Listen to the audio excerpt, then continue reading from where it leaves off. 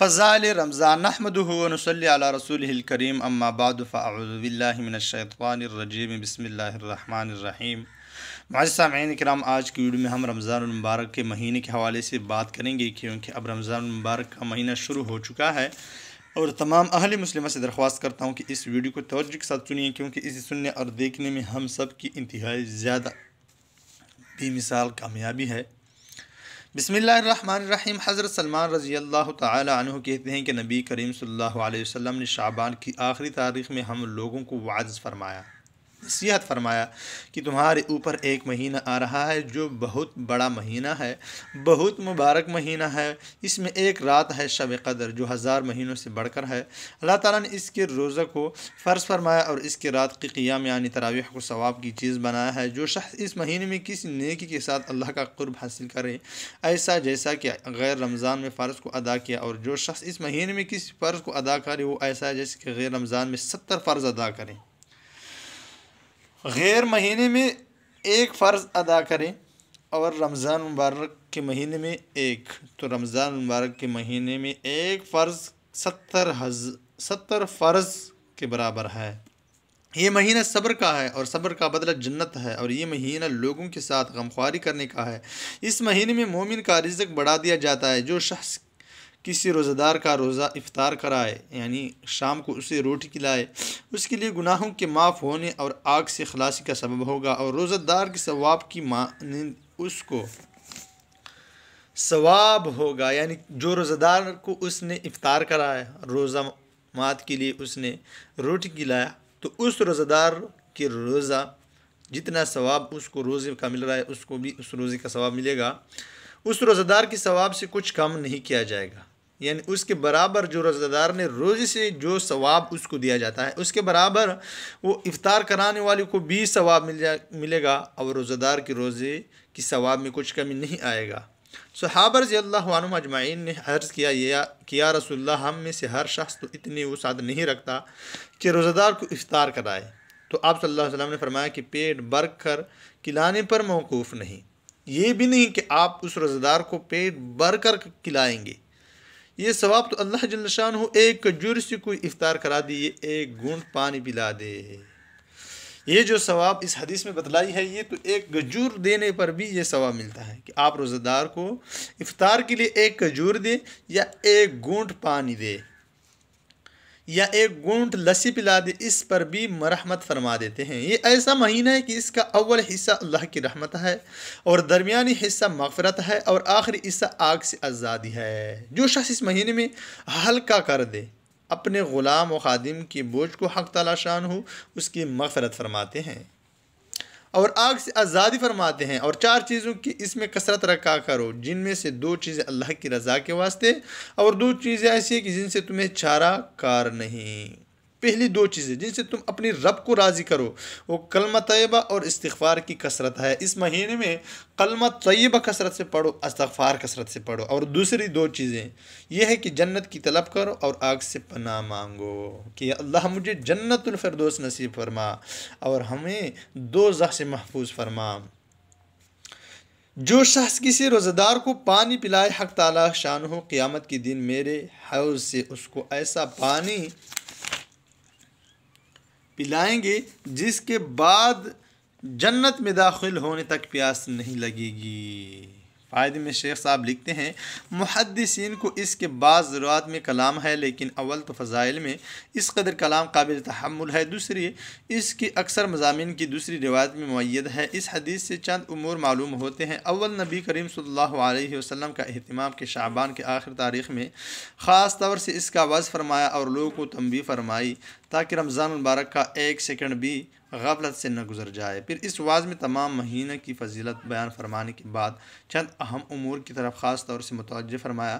سب سے اول شب قدر کی وہ حقیقت میں بہت ہی اہم رات ہے، اور اوراق میں اس کا بیان دوسری فصل میں مستقل آئے گا۔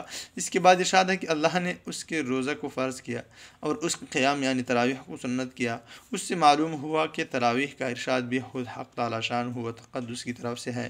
پھر جن روایت میں نبی کریم صلی اللہ علیہ وسلم نے اس کو اپنی طرف منسوب فرمایا کہ میں نے سنت کیا، اس سے مراد تاکید ہے کہ حضرت صلی اللہ علیہ وسلم اس کی تاکید بہت فرماتے تھے۔ اسی وجہ سے سب ائمہ رحمۃ اللہ علیہ اس کی سنت ہونے پر متفق ہے۔ برہان میں لکھا ہے کہ مسلمانوں میں سے روافض کی سوا کوئی شخص اس کا منکر نہیں۔ حضرت مولانا شاہ عبد الحق صاحب محدث دہلوی رحمۃ اللہ علیہ نے مثبت بسنت میں بعض کتب فقہ سے نقل کیا ہے کہ شہر کے لوگ اگر تراویح چھوڑ دیں تو اس کے چھوڑنے پر امام ان سے مقاتلہ کرے۔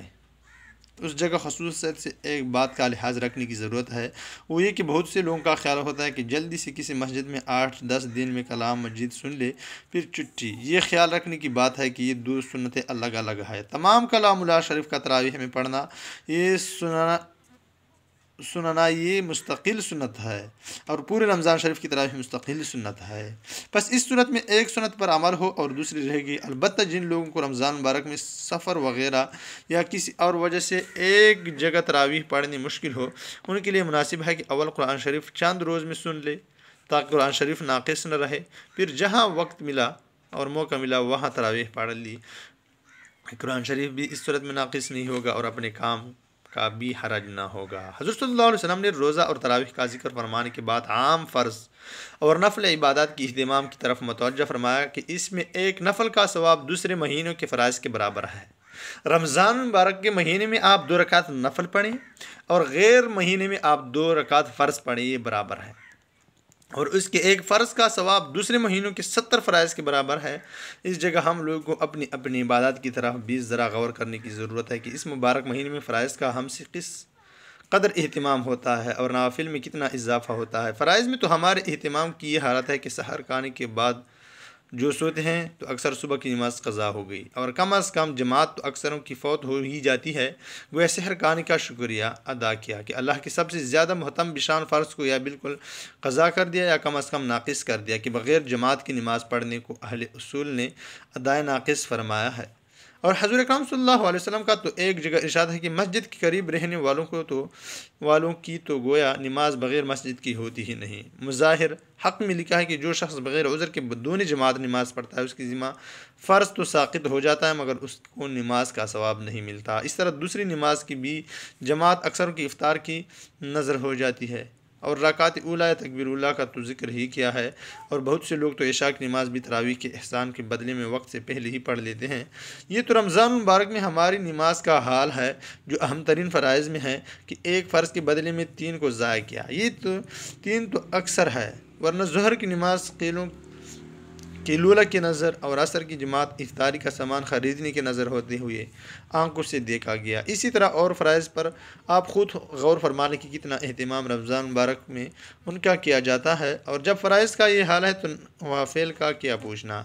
اشراق اور چاشت تو رمضان مبارک میں سونے کی نظر ہو ہی جاتی ہے، اور اوابین کا کیسے اہتمام ہو سکتا ہے جبکہ ابھی روزہ کھلا ہے اور آئندہ تراویح کا سہم ہے اور تہجد کا وقت تو ہے ہی، عین سحر کھانے کا وقت، پھر نوافل کی گنجائش کہاں۔ لیکن یہ سب باتیں بے توجہی اور نہ کرنے کی ہے کہ عین تو ہی اگر نہ چاہے تو بات ہزار ہے۔ کتنے اللہ کے بندے ہیں کہ جن کے لیے انہی اوقات میں سب چیزوں کی گنجائش نکل آتی ہے۔ میں نے اپنے آقا حضرت مولانا خلیل احمد صاحب نور اللہ مرقدہ کو متعدد رمضانوں میں دیکھا ہے کہ باوجود ضعف یعنی کمزور اور پیرانہ سالی کے مغرب کے بعد نوافل میں 100 پارہ پڑھنا یا سنانا، اور اس کے بعد آدھا گھنٹہ کھانا وغیرہ ضروریات کے بعد ہندوستان کے قیام میں تقریباً 2 گھنٹے تراویح میں خرچ ہوتے تھے۔ 2 یعنی 2 گھنٹے یا 2.25 گھنٹے تراویح میں خرچ ہوتے، اور مدینہ پاک کے قیام میں تقریباً 3 گھنٹے میں عشاء اور تراویح سے فراغت ہوتی۔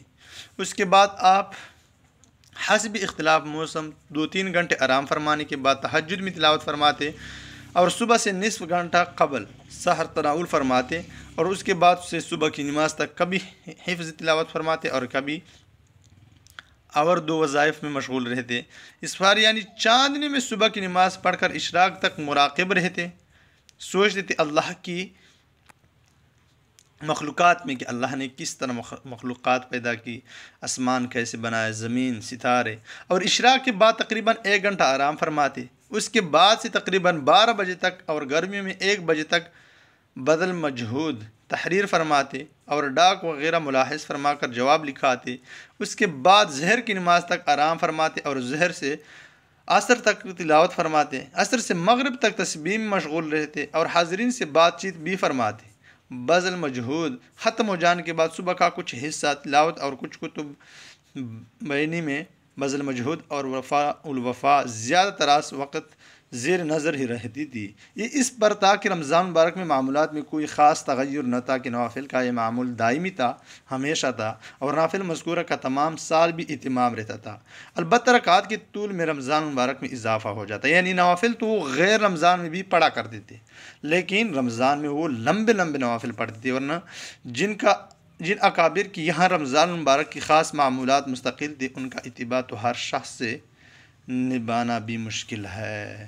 اللہ تعالیٰ ہمیں رمضان مبارک میں نوافل، تلاوت، ذکر اور اللہ کے احکاموں کو پورا کرنے کی توفیق عطا فرمائے۔ وآخر دعوانا الحمدللہ رب العالمین۔